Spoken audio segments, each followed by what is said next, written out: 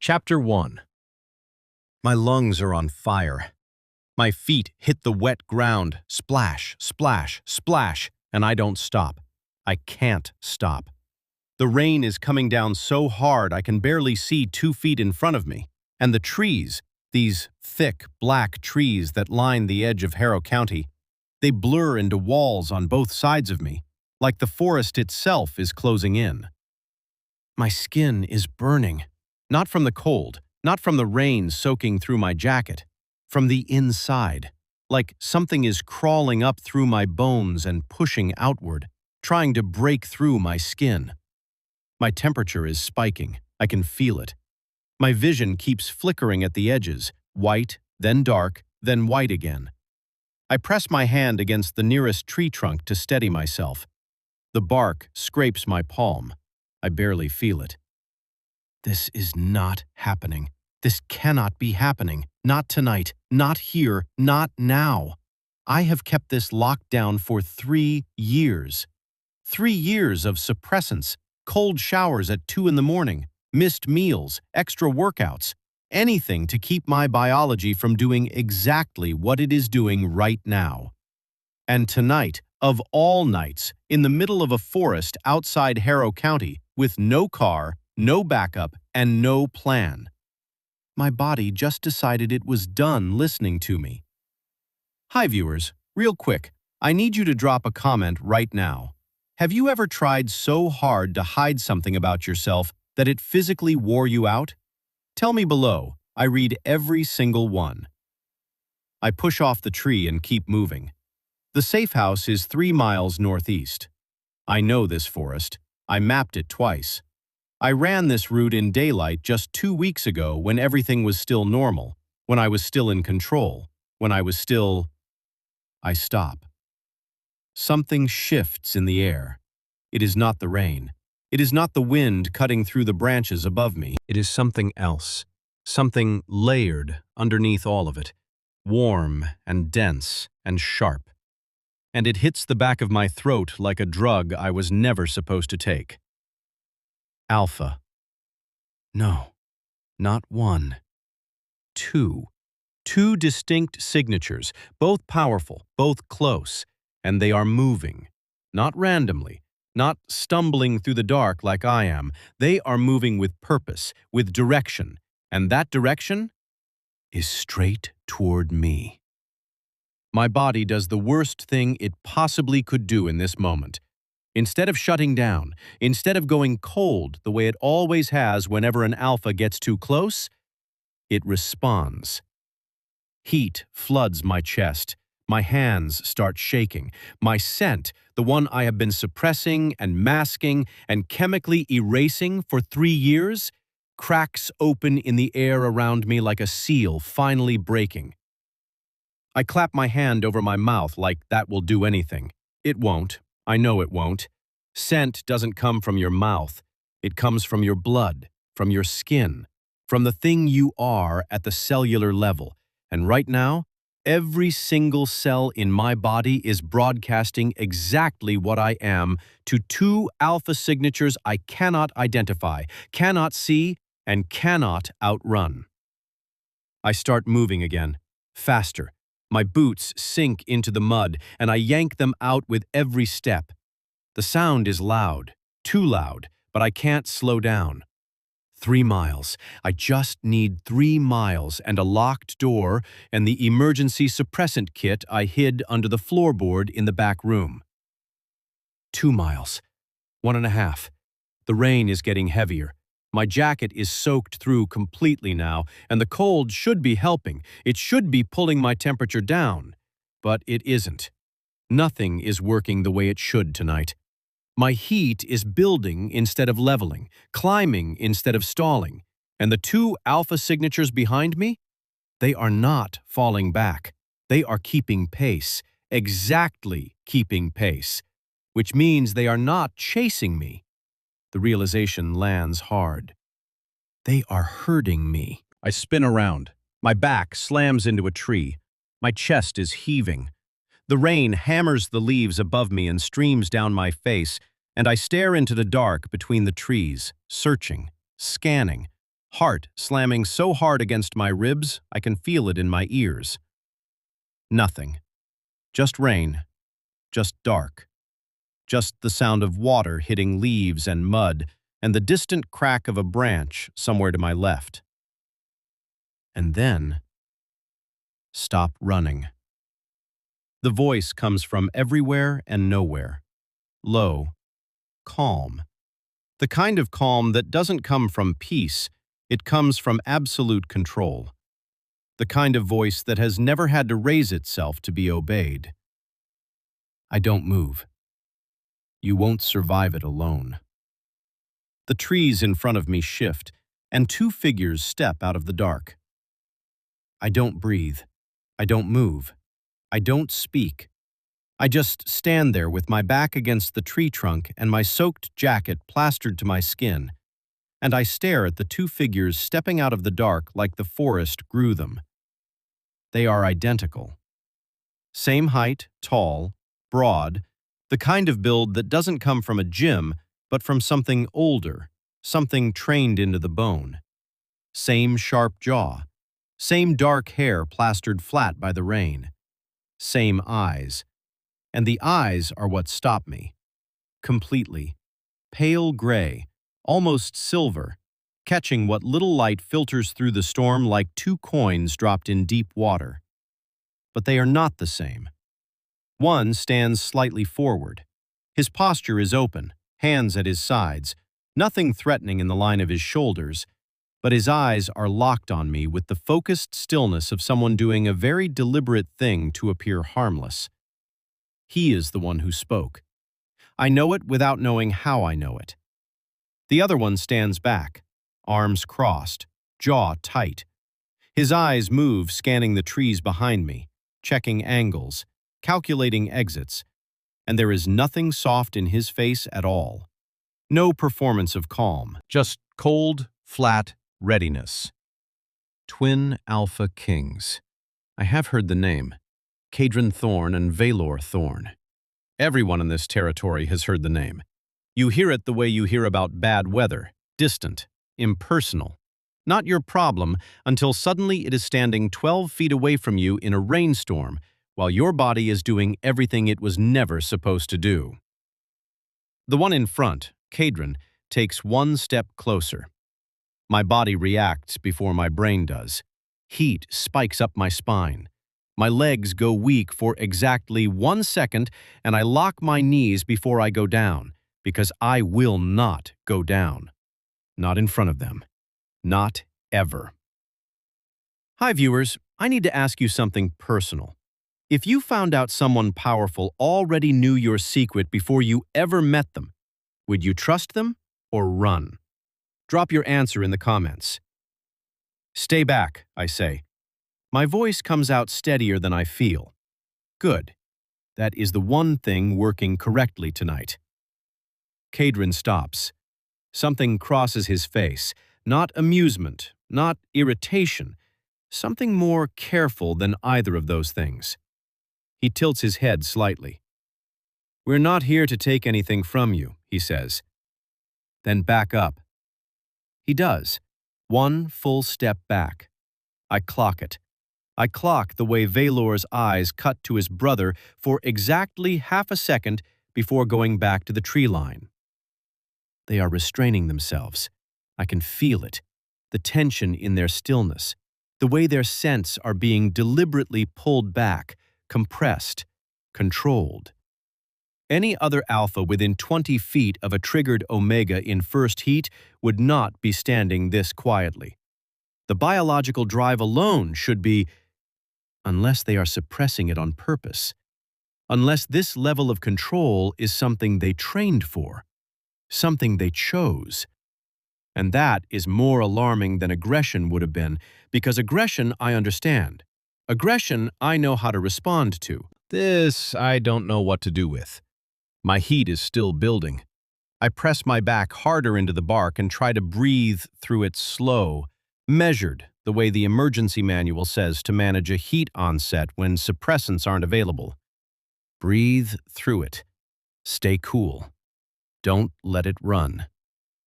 The problem is, Caedryn's proximity is not helping me stay cool, barely admitting it internally.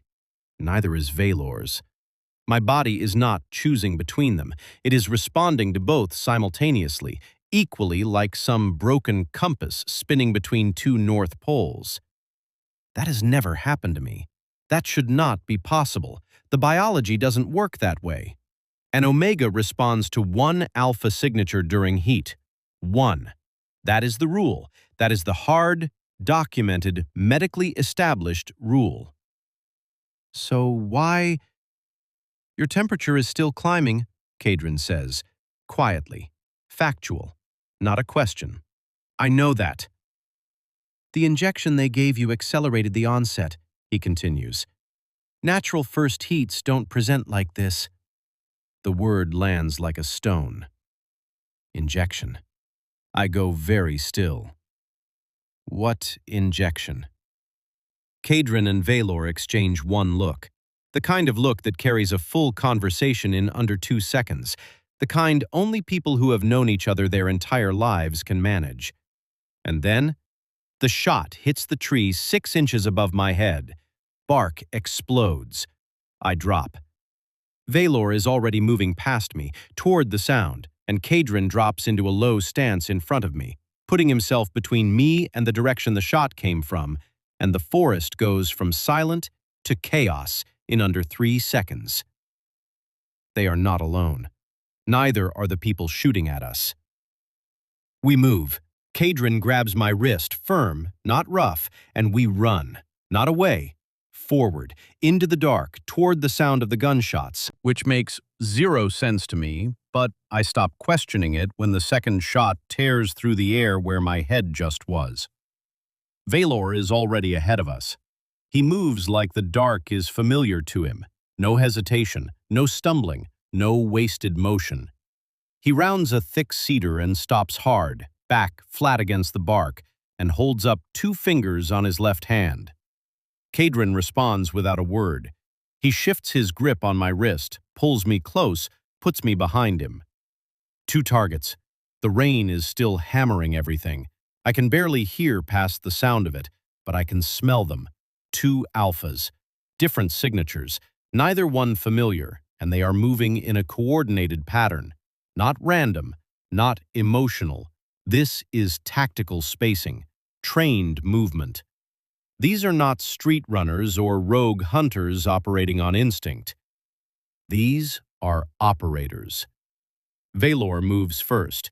He breaks from the tree line in a low sprint and closes the distance to the nearest figure so fast my eyes almost don't track it.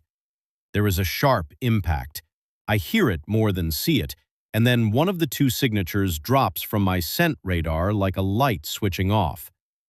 Caedryn releases my wrist and goes for the second one. I stay exactly where I told myself I wouldn't stay, pressed against a tree, watching, because my legs are not fully cooperating and my heat is not waiting politely for the violence to finish. Stay upright. Just stay upright. The second fight is faster than the first. Caedryn is not brutal. He is efficient, which is somehow worse. 3 moves and it is over, and the second operator is down, and the only sounds left are the rain and my own breathing. Vaelor walks back to us. He is not winded. That is what I notice. Neither of them is breathing hard. That kind of control does not come from genetics alone.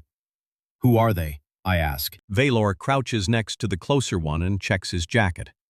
Inner pocket. He pulls out a small device, black, flat, roughly the size of a playing card, and holds it up in the low light. I don't recognize the insignia, but Caedryn does. His jaw tightens, one fast clench, and he looks at his brother with an expression I cannot fully translate. Not surprise, not fear, something colder than both of those. Vaelor. Asset confirmed. Vaelor reads from the device screen. Omega is active. The words land like concrete. Asset. Not target, not threat. Asset.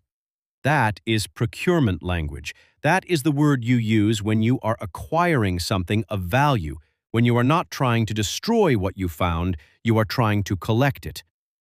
And the word active, they were not confirming my location. They were confirming my status, my biological status.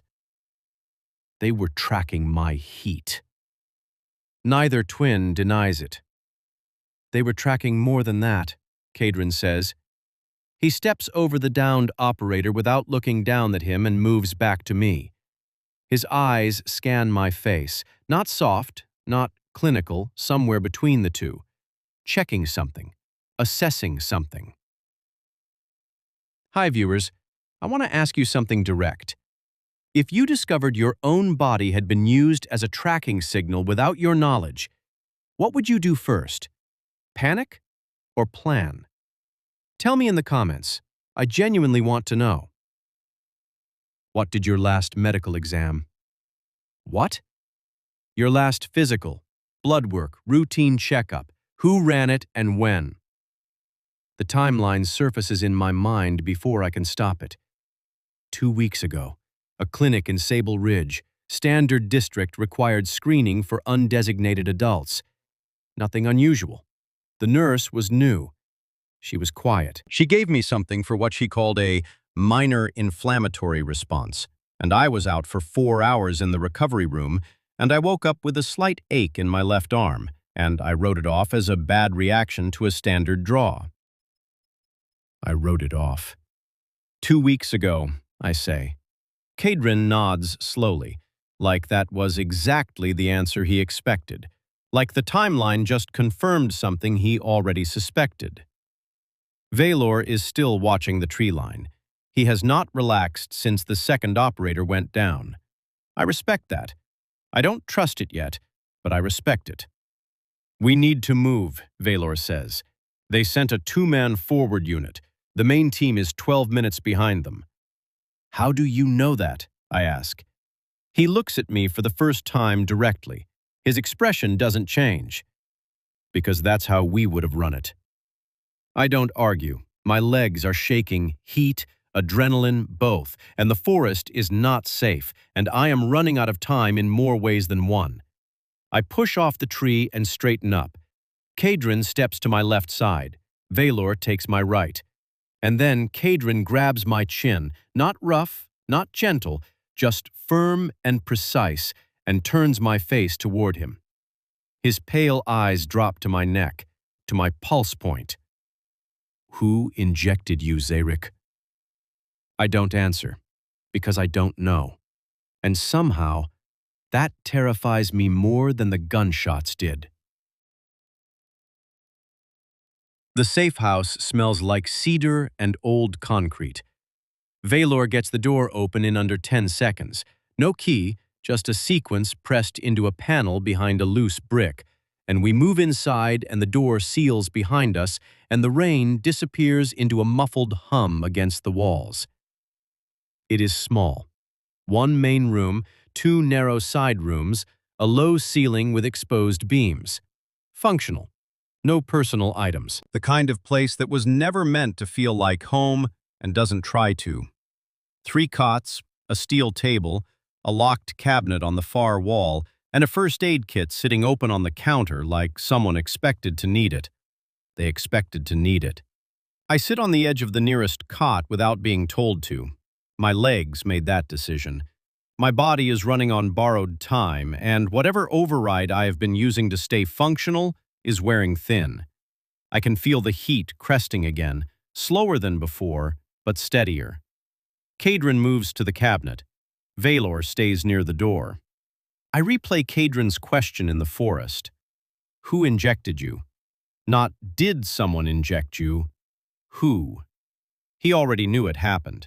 He knew the mechanism before I confirmed the timeline.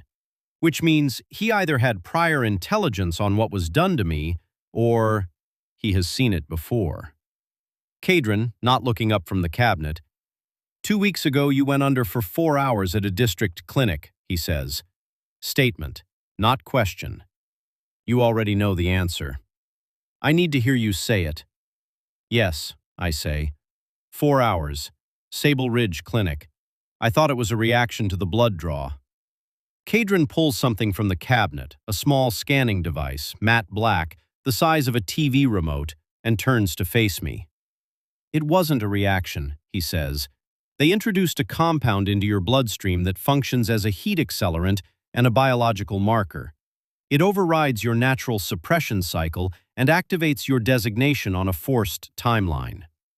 The marker transmits a low-frequency signal when your heat activates. That signal is what those operators were tracking tonight. My body has been broadcasting. Since the injection, yes.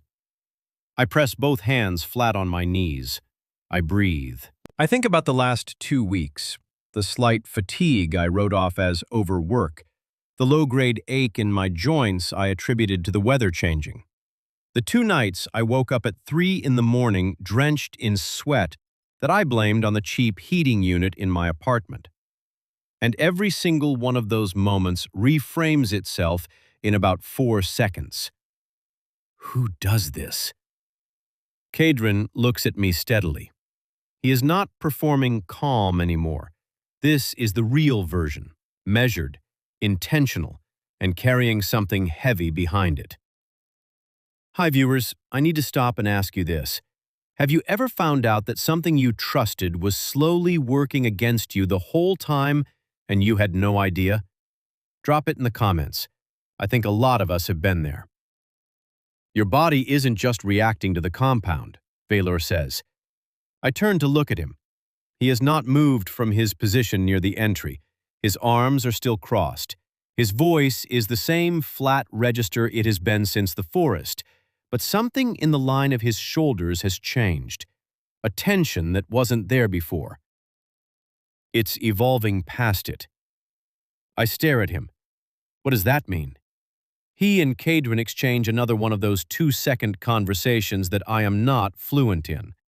This one is different from the ones in the forest. Those carried calculation. This one carries something that takes me a moment to name. Concern. Actual concern. From 2 people who have shown exactly 0 unguarded emotion since they stepped out of those trees. The compound was designed to trigger designation and hold it at onset level, Caedryn says. Your biology should have stayed in early heat reactive, but controllable. Instead, your system is metabolizing the compound and building on top of it. The heat isn't holding at onset. It's escalating, I say. Past parameters we've seen before, Caedryn confirms. I look down at my hands. They are steady. That surprises me. Everything inside me is not steady. The heat is a slow climb that won't plateau. My scent is cracked wide open in this small room, and the presence of both of them in this enclosed space is doing nothing helpful for my biology. But my hands are flat and still on my knees, and I focus on that. So they built something they can't fully predict, I say, and it is inside me. Neither of them answers right away. There's something about your biology specifically. He stops. That is the first time he has stopped mid-sentence. Both times in the forest he finished every thought, cleanly, completely. This is the first gap. Say it. He meets my eyes. His expression does something I cannot name, not hesitation, something older than hesitation. And then he looks at his brother. And for the first time since I met them, they both look worried. Interior, close. The safe house holds its breath. That is what it feels like.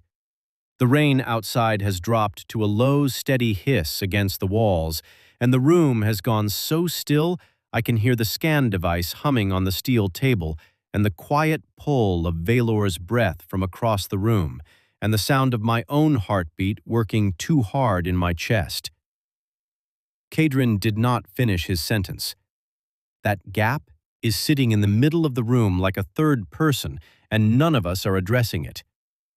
He moved to the table instead, pulled out a small case, started laying out supplies with the focused precision of someone who needed something to do with his hands, and I watched him decide not to say whatever he almost said. I filed it. I will come back to it. Right now, my body has other priorities. The heat is not violent anymore. It has shifted, moved from sharp spikes into something slower and more constant, like a pressure building from the inside out. It is almost worse this way. The spikes were survivable because they had edges. This has no edges. This is just a steady, spreading warmth that makes the air feel too close and makes the 12 feet between me and Caedryn feel like 3 feet, and makes it very difficult to think in straight lines. Focus. Think. Process. They injected me 2 weeks ago.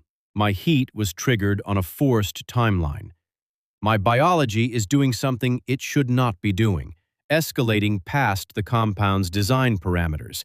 And whatever that means specifically, it was enough to make 2 alpha kings go quiet at the same time. That detail won't leave me alone. People like them don't go quiet. Caedryn sets a stabilizer patch on the edge of the cot beside me, doesn't hand it to me, just places it close, lets me take it on my own terms, and I register that as deliberate. He is tracking my autonomy even now. I pick it up and press it to the inside of my wrist. The effect is partial, immediate, but partial. The heat doesn't disappear. The patch isn't designed for this level of onset, but the edges sharpen slightly. Enough. Hi viewers, quick question before we go further. If someone was trying to help you but clearly knew more than they were telling you, would you push for the truth or wait until they were ready to give it? I really want to know your take. Drop it in the comments. Vaelor moves. Vaelor pushes off the wall and crosses to the far side of the room, back turned. He speaks low, too low for a normal conversation, but the safe house is small and the walls are close and I catch it. I was meant to catch some of it, maybe not all of it. You felt it too. Don't. Caedryn, I said don't. This changes everything. Caedryn does not respond to that one. I keep my eyes on the table in front of me. My expression does not move. I have spent 3 years making sure my expression does not move in moments where moving it would cost me something, and this is one of those moments. Internally, very still. They felt something, both of them, at the same time. And whatever it was, it is significant enough that Caedryn, who has been the more controlled of the two since the second I saw him, shut his brother down twice in under 10 seconds just to avoid saying it out loud near me. Piecing it carefully. My biology is responding to both of them simultaneously. Not splitting between them, not alternating. Both. Equal weight, equal pull, and based on what I just heard, they are responding back. That should not be possible. That is biologically documented as impossible. A single omega in heat responds to one alpha signature. Twins sharing genetics this close could theoretically blur the boundary that is a known edge case, but the response should still resolve to one. It should collapse to a single dominant pull within the first hour of proximity. 1 hour has passed. It has not collapsed. It is getting stronger. Caedryn turns back to the room. His eyes find mine immediately. He knows I heard, and something passes across his face that he doesn't quite suppress in time. Not guilt, not embarrassment. Like he just confirmed something by looking at me. He crosses back, sits on the edge of the table across from me. There's something I need to tell you about why your biology is responding the way it is, he starts. I wait. The compound they used, it wasn't designed for a standard omega. I hold very still. The formulation targets a specific genetic marker, one that surfaces in less than 1% of omega designations. A marker that makes the carrier incompatible with the standard alpha hierarchy, meaning they don't fall under the dominant structure. They sit outside it. The air goes thin. They engineered the trigger for someone like me specifically, I say. For someone exactly like you, Caedryn says. The weight of that settling in full. Which means they knew what I was before I did.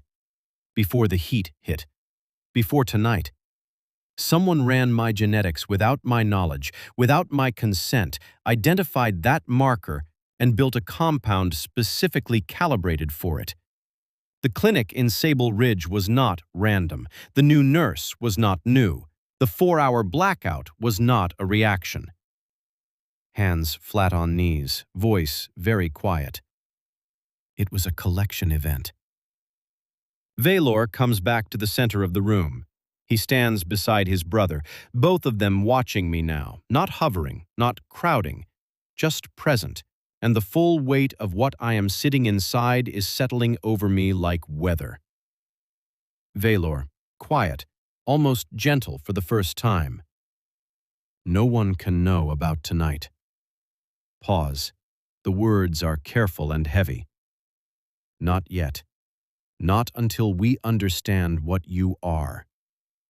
The heat crests, slow, steady, undeniable. I look at Caedryn, then Vaelor, then back. My body is not confused anymore. It knows exactly what it wants, and it wants both of them. And the patch on my wrist is losing ground fast, and the room is very small, and, from somewhere outside the door, a sound. Both twins go rigid instantly. Not the rain, not the building settling. A footstep. One deliberate, placed footstep in the corridor just outside the sealed door. And then silence. My blood goes cold. No one should know we are here. No one should know we are here. That thought doesn't leave my head. It locks in and stays. One footstep. One deliberate, placed footstep in a corridor that should be empty, outside a door that should be invisible to anyone who wasn't already read into this location. My eyes go to Caedryn. His jaw is set. Vaelor is already moving low, quiet, zero wasted motion toward the left side of the door. I don't move from the cot. Not because I am frozen, because I am thinking. Someone found this place. Either they followed us through the forest in the rain without either twin detecting them, which, based on what I have seen tonight, feels close to impossible, or they already knew where we were going before we got here. That second option sits wrong.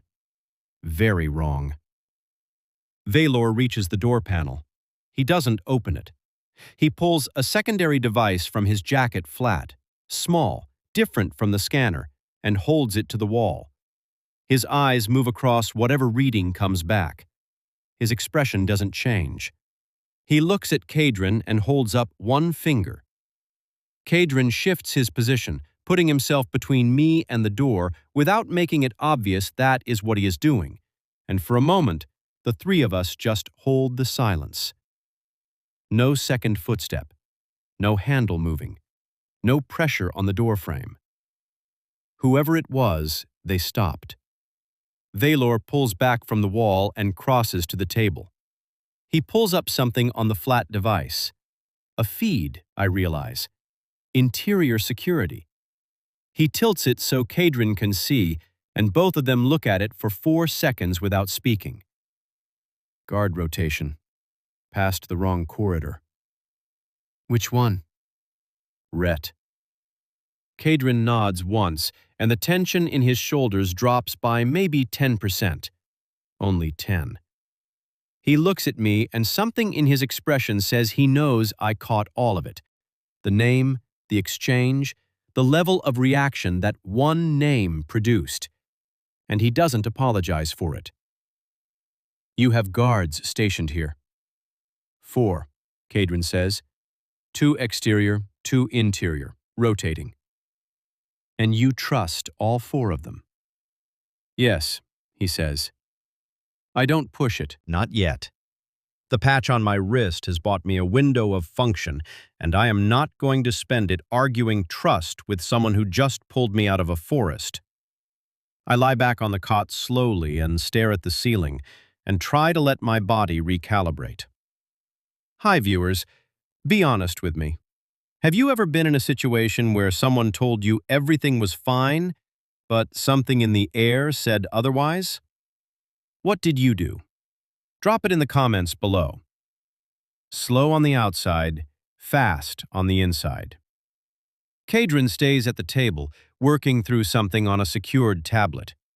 Vaelor disappears into one of the side rooms and comes back twice, once with water, once with nothing, just checking the main room and returning without explanation.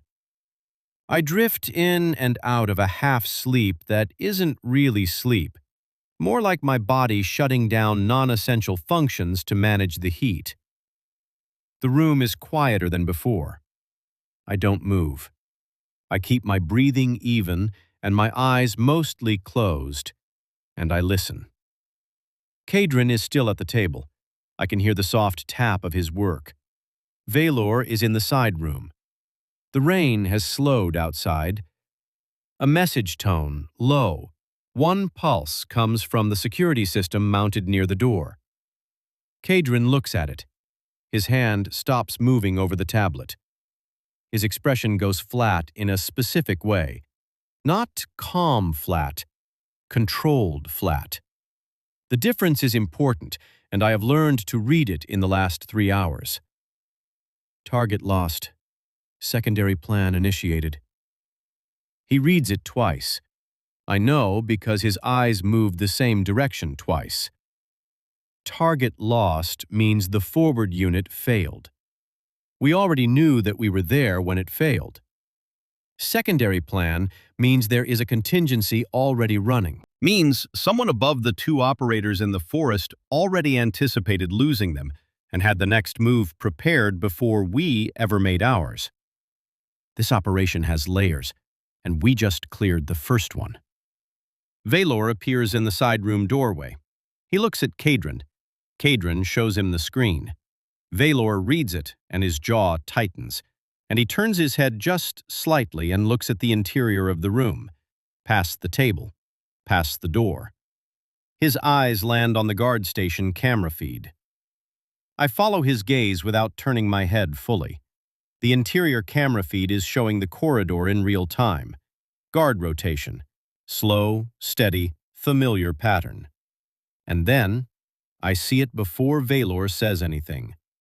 One of the guards. He stops at the far end of the corridor for exactly 3 seconds. Standard pause point in the rotation, nothing unusual, and then he looks up, directly into the camera. And he does not look away the way someone looks away when they realize they are on camera. He holds it. 3 full seconds of eye contact with the lens. And then he moves on like nothing happened. Vaelor looks at Caedryn. Rhett. Chapter 7. I am off the cot before Caedryn says a word. Not because I was told to move, because the look on Vaelor's face when he said that name is the kind of look that doesn't wait for anyone to catch up. It is the look of a conclusion being reached in real time and acting on it before the next 60 seconds runs out. Don't react visibly. He's still on feed. I stop. Right. Camera. If Rhett is watching the feed from somewhere else, and based on that 3-second stare, he absolutely is, any visible shift in our behavior inside this room tells him we made him. And if he knows we made him, whatever he is planning accelerates. I sit back down on the cot, slowly, casually. Internally, everything is running hot. Rhett. Interior guard. Access to the rotation schedule, the corridor layout, the door sequences, the security feed. If he wanted to move something out of this safe house or move something in, He had the knowledge and the positioning to do it without triggering either twin. The thought arrives fully formed. The blood sample. 2 hours ago, Caedryn scanned me with that device. He documented the reading. He set the scanner on the table. I watched him do it.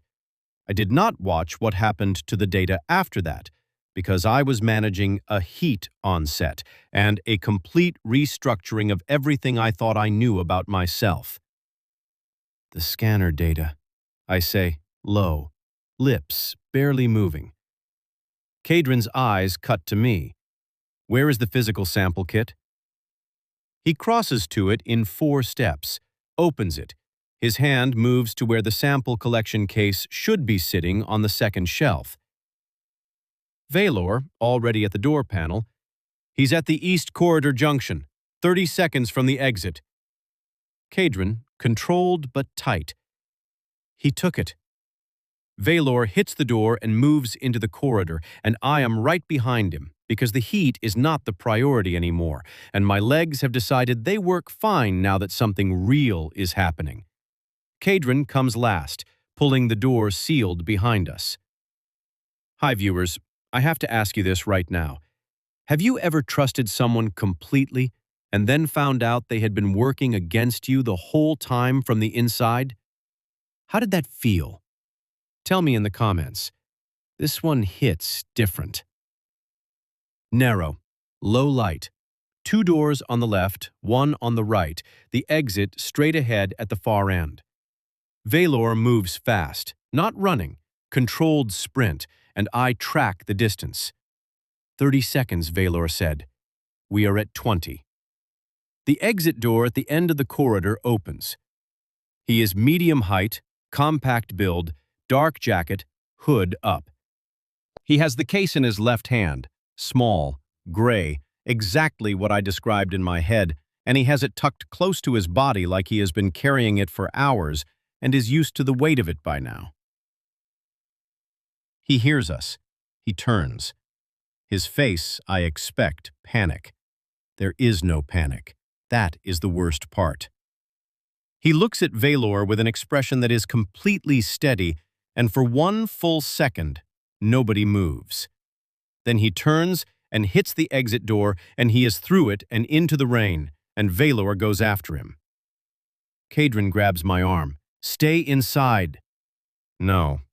He reads my face and lets go. I go through the door. The rain hits me immediately, cold, hard, back to full force like it never stopped. Rhett is across the exterior ground in a dead sprint, heading for the tree line, and Vaelor is closing, but the gap is still 12 feet, and the trees are 8 seconds away. Vaelor closes it to 6 feet. 4. Rhett reaches the first tree and stops. Both of us stop. Not because Vaelor caught him, because something in the tree line stopped him first. A figure, still, standing just inside the dark between the trees, and Rhett pulls up short and takes 1 step back, and in that step, I see something crack in that steady expression for the first time. He did not plan for this. Vaelor closes the last 4 feet, and Rhett goes down hard. Controlled takedown. 1 move, and Vaelor has him pinned, and the case is on the ground in the mud 3 feet away, and I am already moving to pick it up. Opening it. My hands are steady. The sample vials are there, untouched, still sealed. But tucked beneath them, flat against the base of the case, is something that was not there when Caedryn packed it. Small, black, thin. A transmission chip. Caedryn is beside me now, looking over my shoulder. His voice drops to almost nothing. He wasn't trying to steal the sample. Pause. The conclusion arriving cold and clear. He was sending the data. I look at the chip. It has already been activated. The transmission already went through. Somewhere, someone already received it. Chapter 8. The chip sits in my palm like it weighs 100 pounds. Caedryn takes it from my hand without a word. He turns it over once, checks the indicator light on the edge, red, steady, not blinking, and his expression does something I have not seen from him before tonight. Controlled fury. Not loud, not explosive, the kind that goes completely inward and gets very, very quiet. Vaelor hauls Rhett to his feet. Rhett is not fighting it. That tells me everything. A man who fights capture is a man who thinks he still has something to protect. Rhett is not protecting anything right now. He already did what he came to do. Back inside, Vaelor puts Rhett in the side room and locks it, and comes back to the main room, and the three of us, me, Caedryn, Vaelor, stand around the steel table in the low light with the chip between us and the case open beside it. And nobody speaks for a full 10 seconds. Vaelor, finally. Who received it? Caedryn. I don't know yet. Vaelor.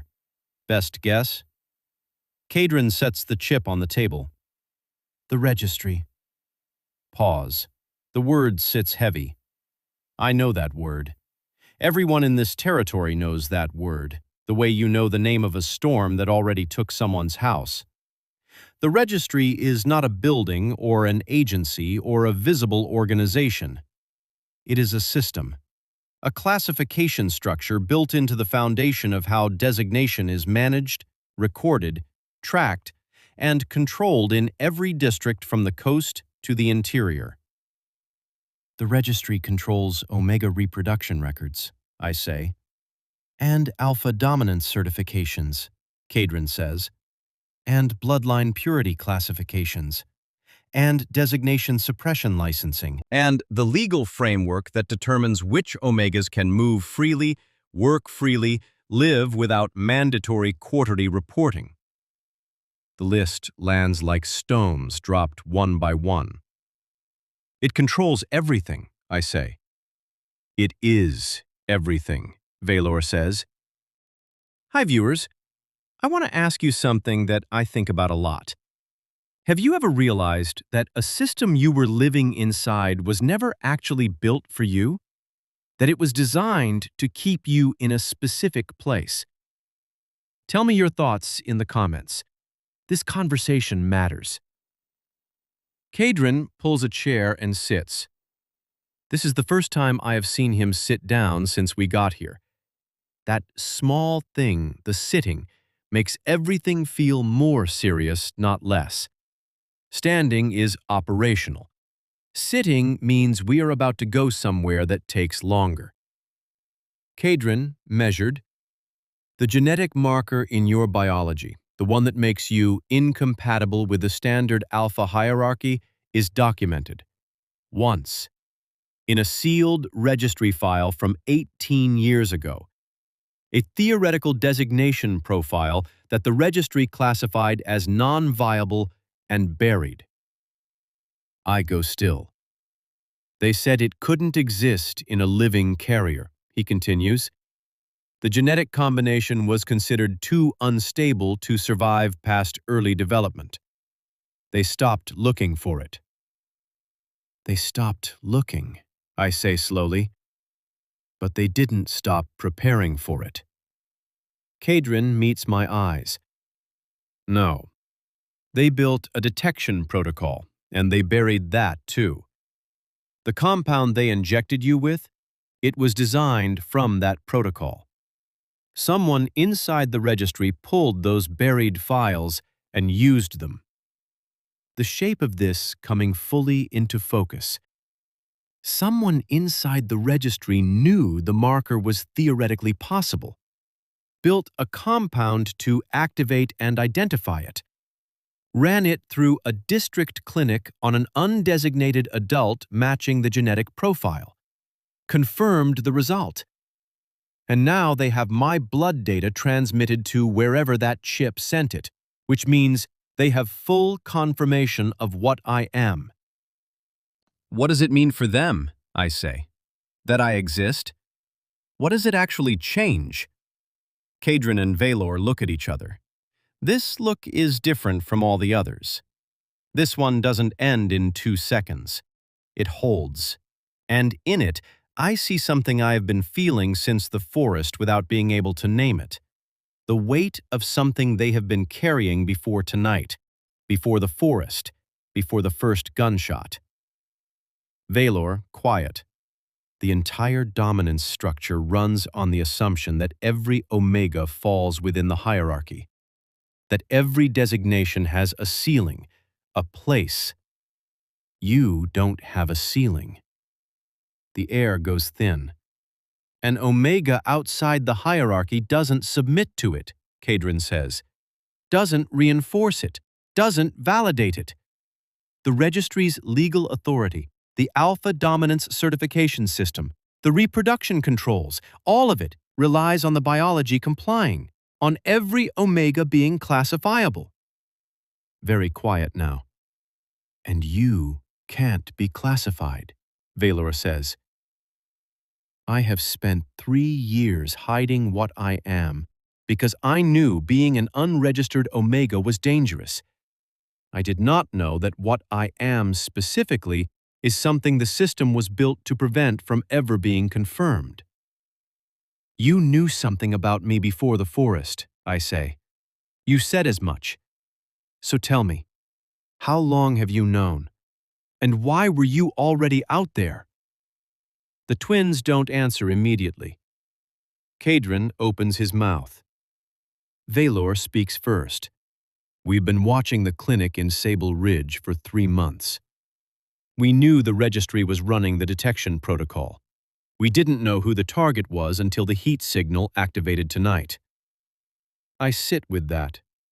So this wasn't coincidence, I say. Neither of them answers, and the silence is the answer. Chapter 9. The safe house door holds. For now. The attack comes 40 minutes after Rhett's transmission goes through, which tells me whoever received that data did not hesitate, did not deliberate, had the response team already staged and waiting for confirmation. 40 minutes is not reaction time.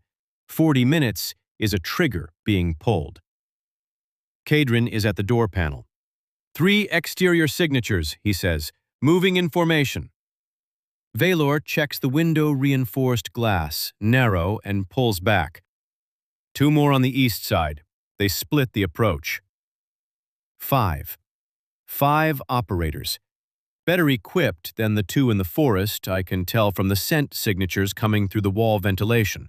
Sharper, more chemical, body armor and suppressants, and something else underneath that I don't have a name for yet, but that my biology registers as threat on a level the first 2 didn't reach. Caedryn looks at me. Stay low and stay behind me. I heard you the first time. He almost smiles. Not quite. The door blows. Not an explosion, a precision breach. Electromagnetic pulse to the lock panel, and the door swings hard, and the first operator is through it before the frame stops vibrating. Vaelor meets him at the threshold, and the fight that follows is 4 seconds long and extremely loud, and ends with the operator down and Vaelor bleeding from a cut above his left eye that he does not acknowledge. Second operator through the door. Caedryn takes him. I move left out of the center of the room, back against the wall, tracking, because the center of the room is where people die, and I have been in enough bad situations in my life to know that the wall is your friend, and stillness is not the same as safety. Third operator. He comes in low and goes straight for me. Not for the twins. For me. Of course. I drop before he reaches me under his arm, spin, 2 steps, and I put the steel table between us, and he adjusts and comes around it, and I pick up the scan device from the table surface and throw it. It catches him across the temple. Not hard enough to drop him, hard enough to buy 2 seconds. Vaelor's hand closes on his collar from behind. Hi viewers, real talk. Have you ever had a moment where everything hit at once? And the only thing keeping you standing was the fact that you refused to go down? That moment when you just decide? Drop it in the comments. I want to hear those stories. East side. They breached the side room wall, not the door, the actual wall, which means they came prepared with structural entry tools, and plaster dust fills the air, and for 3 seconds, I can't see anything clearly. I hear Caedryn to my left. I track his voice. I move toward it and find him engaging the 4th operator, and I stay out of the way because getting in the middle of that is how I become a liability instead of a person. The 5th operator doesn't engage. I notice that. He comes through the wall breach and he stands inside the dust cloud, and he is looking at me specifically, and he has something in his right hand, small, cylindrical, not a weapon, and I know what it is before I can name it, because my arm remembers the shape from 2 weeks ago in a clinic in Sable Ridge. Another one. My blood goes cold. He takes 1 step toward me and I take 1 step back, and my back hits the far wall, and I have nowhere to go, and the dust is still thick, and Caedryn and Vaelor are both occupied, and this operator is steady and unhurried. And that is the most alarming thing about him. He is completely unhurried, like this outcome was already decided. Then my body does something new. The heat, the one I have been managing and suppressing and working around all night, stops being a problem I am containing. It pushes outward. Not temperature, not scent. Something that goes past both of those. A pressure wave that I have no framework for, no name for, no prior experience with. And it moves through the air in the room like a frequency that only has one target. He is 4 feet from me, and he is completely frozen, and the syringe is still in his hand, and his face has gone blank in a way that is not unconsciousness. He is awake, aware, present, but he cannot move. His body will not move. I stare at him. I stare at my own hands. What was that? Caedryn drops the 4th operator and turns and sees the 5th one frozen, and his eyes go to me, wide. Just for 1 second, the first fully unguarded expression I have seen from him. And then he crosses the room in 4 steps and takes the syringe from the frozen operator's hand and secures him, and looks at me. What just happened? I say. Caedryn, very careful. You happened. 5 operators down, we are still standing. All 3 of us. The room is wrecked. Table overturned, wall caved in, door hanging. And Vaelor is bleeding, and I am shaking. And Caedryn is holding a syringe that was meant for me. And the silence that follows is the loudest thing I have heard all night. And then, Vaelor pulls up the security feed on the cracked device from the floor. His face changes. Caedryn looks over his shoulder. I cross to them and look. The exterior feed, timestamp running. And there, from 40 minutes ago, from the exact moment Rhett's transmission went through, footage of the corridor outside the main room. Rhett is in the side room, locked. The corridor should be empty. It is not empty. A figure stands in the corridor, facing away from the camera. Still, not moving, not patrolling, just standing there in the dark outside our door. And waiting. Vaelor, very quiet. That's not Rhett. No. Me reading the timestamp. He's been there since before the breach. Since before the operators arrived. He's been there since we got back. The figure on the feed tilts his head slightly, just slightly, like he hears something we cannot hear. And smiles. Chapter 10. Nobody moves. The 3 of us are standing in a wrecked room staring at a cracked screen showing a figure in our corridor who should not exist, who has been standing outside our door in the dark for over an hour. And nobody moves because moving feels like the wrong thing to do when you don't yet know what you are moving toward. Vaelor, first. Captain Daxton. The name lands differently than Rhett's did.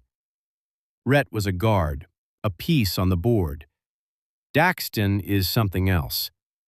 I know that from the way Vaelor says it, not with anger, not with surprise, with the particular stillness of someone absorbing a specific kind of loss.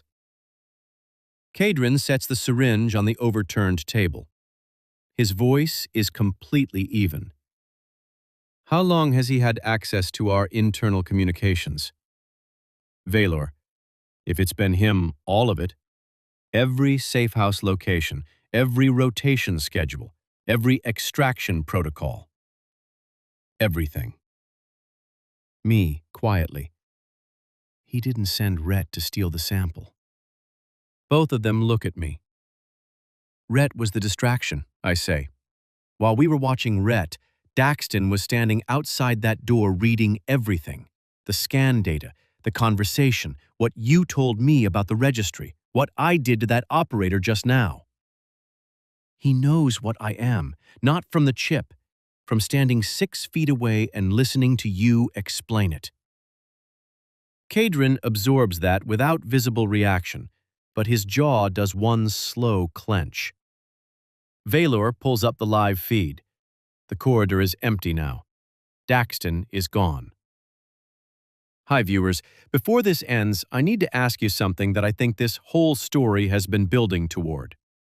When the person you trusted most turns out to be the one watching closest, is that betrayal or was it strategy? And is there a difference? Drop your answer in the comments. I want every single one. He goes to the locked side room where Rhett is being held and opens it. Rhett is sitting on the floor with his back against the wall and his knees up, and when the door opens, he looks at Caedryn with the expression of a man who already made his peace with whatever comes next. Daxton recruited you 3 months ago. What did he tell you? That you were protecting something the registry had a right to know about. That the Omega was a threat to the hierarchy, and that the hierarchy had to be preserved. He made it sound like duty. And now? Now I've watched what you're actually doing here, and I don't know what I was part of. Caedryn closes the door again, not locked this time. He comes back to the main room. The night has gone quiet outside. The rain finally stopped, I don't know when exactly, somewhere between the breach and the frozen operator and the footage of Daxton's silhouette. And the silence it left behind is the kind that feels earned. My sitting on the overturned table. My heat has dropped to something manageable. Not gone. It won't be gone for another day at minimum, but the pressure has leveled into something I can think through. What I did to that operator is sitting in the back of my mind like a door I don't know how to open yet. The outward push. The freeze. No training, no intention, just output. Whatever the registry was afraid of finding, whatever made them build that compound, build that detection protocol, bury those files 18 years ago. It has been in me the whole time. Vaelor sits across from me. For the first time since the forest, he is not scanning exits or checking feeds or running calculations behind his expression. He is just sitting, across from me, present. "You're not what they built you to be afraid of being," he says. "You don't know that yet. I know you had a chance to use it on us tonight and you didn't." I didn't. Caedryn comes and stands beside his brother. The two of them in front of me steady, present, unhurried, and the bond pull is still there, both of them, equal weight, and I am done pretending it isn't. I am done pretending a lot of things tonight. The registry is going to move now. Daxton has a full confirmation report in his head, and he has exits we haven't covered.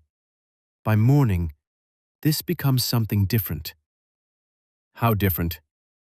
System level, not operators. Policy, classification orders. They will try to make what you are illegal before anyone else finds out it's possible. They can't classify what they can't catch, I say. Something shifting in his expression, not quite a smile. Something older than a smile. No, he says, they can't. The three of us sit in the quiet of a destroyed room in a safe house that has been compromised, in a forest outside Harrow County, with a registry system already moving against us, a captain named Daxton somewhere in the dark with everything he needs, and a biology that just proved it cannot be controlled. And for the first time tonight, I am not afraid. I am something else entirely. Outside, somewhere past the tree line, a branch snaps. Caedryn and Vaelor both hear it. They look at each other, then at me. Daxton didn't leave. He's still out there.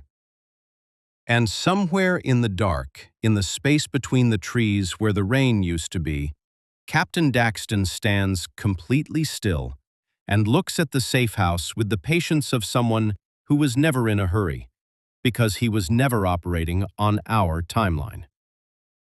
They still don't know what he really is. But I do. And the story is just beginning.